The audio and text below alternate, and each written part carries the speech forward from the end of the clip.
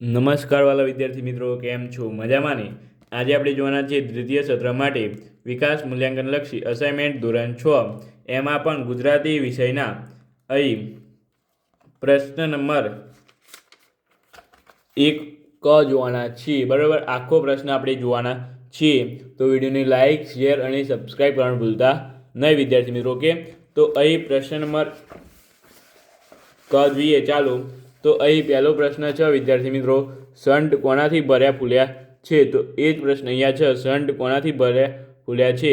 તો તે પવનથી ભર્યા ફૂલ્યા છે. ઓકે, પછી છે એ સરખા સમોડાને ક્યાં ભેટે? તો અહીં એવો પ્રશ્ન આ રહ્યો કે એ સરખા સમોડાને ક્યાં ભેટે? તો અહીં જવાબ આવશે એ સરખા સમોડાને ત્રિકાળના ભેટે ભેટે છે. ત્યાર પછી છે અહીંયા કે દિશા દર્શન માટે એને કોનું નિશાન તાક્યું છે? તો અહીં જવાબ છે દિશા દર્શન માટે એને ધ્રુવનું નિશાન તાક્યું છે. બરાબર, તો આ થઈ ગયું ચેપ્ટર નંબર 11 કમ્પ્લીટ. હવે ચેપ્ટર નંબર 14 આપણે જોઈ લઈએ. તો અહીં ચેપ્ટર નંબર 14માં પહેલો પ્રશ્ન છે કે ધુડા નામનો વાણિક કયા ગામનો વતની હતો? તો અહીંયા જવાબ આવશે ધુડા નામનો વાણિક ઈડર ગામનો વતની હતો. ત્યાર પછી છે અહીંયા ધુડો કયા ગામ જવા નીકળ્યો હતો? તો ધુડો કોટડા ગામ જવા નીકળ્યો હતો. ત્યાર પછી છે અહીંયા રસ્તામાં અંધારું થવાથી ધુડા સાથે શી ઘટના બની? તો અહીંયા છે રસ્તામાં અંધારું થવાને કારણે ધુડો બીજી વાટે ચડી જવાથી જંગલમાં ભૂલો પડ્યો. ત્યાર પછી અહીંયા છે 4 નંબર કે ધુડાનો માર ખાધ્યા પછી ચોરોએ શું વિચાર કર્યો? તો અહીં છે તમારે 5 નંબરનો પ્રશ્ન એ કે ધુડાનો માર ખાધ્યા પછી ચોરોએ વિચાર કર્યું કે જો એકમાં આટલું બધું જોર હોય તો 12 જણા છૂટશે ત્યારે તો આપની ગોરજ ખોદાઈ જશે. ત્યાર પછી અહીંયા છે તમારે કે ધૂળો ક્યારે હરખાઈ ગયો?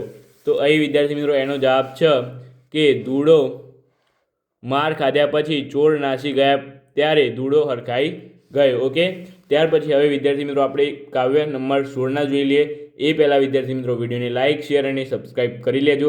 અને આપણે આખી ગુજરાતી ધોરણ 6ના ગુજરાતીના દરેક વિડીયોનું સંપૂર્ણ સોલ્યુશન લાવ્યા છીએ, તો એ 100% જોવાનું ભૂલતા નહીં. તો ચાલો વિદ્યાર્થી મિત્રો આપણે હવે કાવ્ય 16નું સંપૂર્ણ સોલ્યુશન જોઈ લઈએ. તો વિદ્યાર્થી મિત્રો અહીંયા પહેલો પ્રશ્ન છે કોયલ ક્યાં બોલે છે? તો કોયલ કુંજમાં બોલે છે અથવા કોયલ આંબાવાડીમાં બોલે છે. ઓકે, ત્યાર પછી એ 2 નંબર છે કવિ શેરી છોડી ક્યાં જવા કહે છે? તો અહીં જવાબ આવશે તમારે કે કવિ શેરડી છોડીને આંબાવાડીમાં જવાનું કહે છે. બરાબર, ત્યાર પછી તમારે આગળનો પ્રશ્ન અહીં છે આ બાજુ. બરાબર, આ રહે મોર જોઈ શકો છો તમે. આંબાવાડીમાં મોર કેવી રીતે ઝૂલે છે? તો આંબાવાડીમાં આંબાનું એક એક પાંદડું દેખાય નહીં એવી રીતે મોર ઝૂલે છે. બરાબર વિદ્યાર્થી મિત્રો, ત્યાર પછી આગળ છે કે આંબાવાડીમાં જઈને સૌ મિત્રો શું કરશે? તો એ પ્રશ્ન આ બાદ છે કે આંબાવાડીમાં જઈ સૌ મિત્રો શું કરશે? આ રહ્યો વિદ્યાર્થી મિત્રો એ પ્રશ્ન. આંબાવાડીમાં જઈને સૌ મિત્રો આંબાની ડોલતી ડાળીએ ઘૂમશે અને આનંદ મસ્તીમાં આવીને ચિચિયારીઓ સાથે વાતાવરણ ગજવાશે. ત્યાર પછી આગળ તમારે આ તો જોઈ લીધું.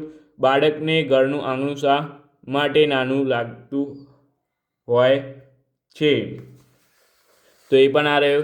બાળકને મુક્તપણે રમવા માટે મોકળું મેદાન જોઈએ છે, તેનાથી તેને ઘરનું આંગણું નાનું લાગતું હશે.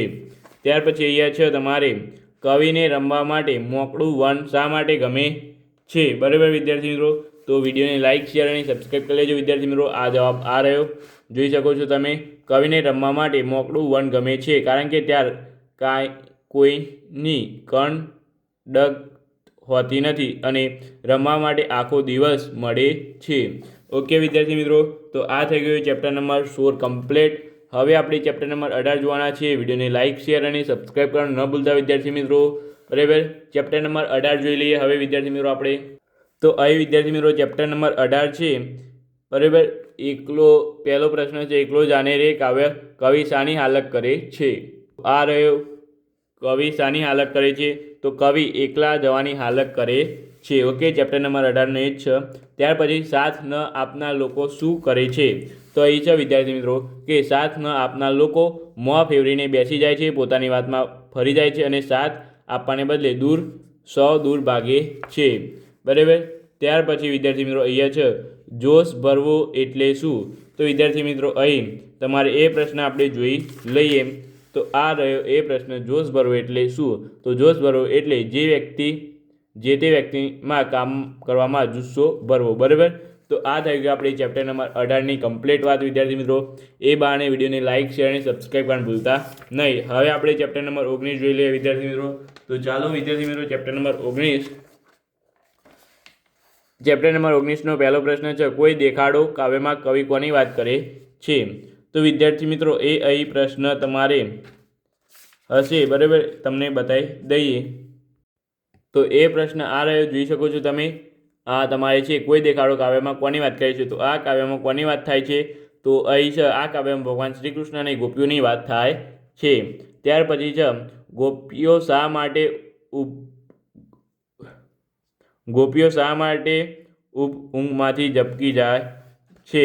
તો વિદ્યાર્થી મિત્રો અહીં એ પ્રશ્ન તમે આ બાજુ છે તમે જોઈ શકો છો. બરાબર. તો આ રહ્યો પ્રશ્ન, ગોપીઓ પોતાની શેરીમાંથી મોરલી વગાડીને પસાર થતા શ્રી કૃષ્ણને જોવા ભર ઊંઘમાંથી ઝબકી જાય છે. ત્યાર પછી છે ગોપી બહાનું કાઢીને પાણી ભરવા જાય છે ત્યારે શું ભૂલી જાય છે? તો અહીં છે ગોપી બહાનું કાઢીને પાણી ભરવા જાય છે ત્યારે ઓઢણીને પાટલી ભૂલી જાય છે. ઓકે. ત્યાર પછી છે કે ગોપી બહાનું કાઢીને, એ તો આપણે જોઈ લીધું. અહીં છે હવે વિદ્યાર્થી મિત્રો ગોપી વેલડી સાથે કોને જોડે છે? તો આ રહ્યું, ગોપી વેલડી સાથે ધોળાને, ભૂખરા એમ બંને બળદોને જોડે છે. ત્યાર પછી છે અહીં કે ગોપી અમરાપુર નગરી કેમ જાય છે?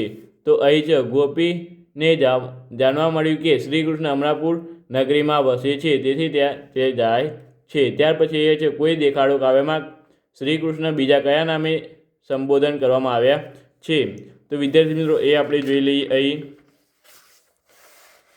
તો આ રહ્યો વિદ્યાર્થી મિત્રો પ્રશ્ન, આ કાવ્યમાં શ્રી કૃષ્ણને બીજા કયા નામે સંબોધન કરવામાં આવ્યા છે? તો અહીં વિદ્યાર્થી મિત્રો એ છે તમારે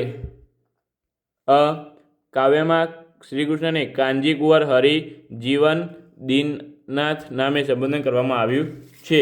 બરાબર. તો આ પ્રશ્નો તમે આટલા પ્રશ્નો ખાસ કરીને તૈયાર કરી લેજો વિદ્યાર્થી મિત્રો. ઓકે. તો આપણે આ કમ્પ્લીટ પૂર્ણ કર્યું. હવે આપણે નેક્સ્ટ વિડીયોમાં આગળ છે એ જોવાના છીએ. તો વિદ્યાર્થી મિત્રો વિડીયોને લાઇક, શેર અને સબસ્ક્રાઈબ કરવાનું તો ભૂલતા જ નહીં.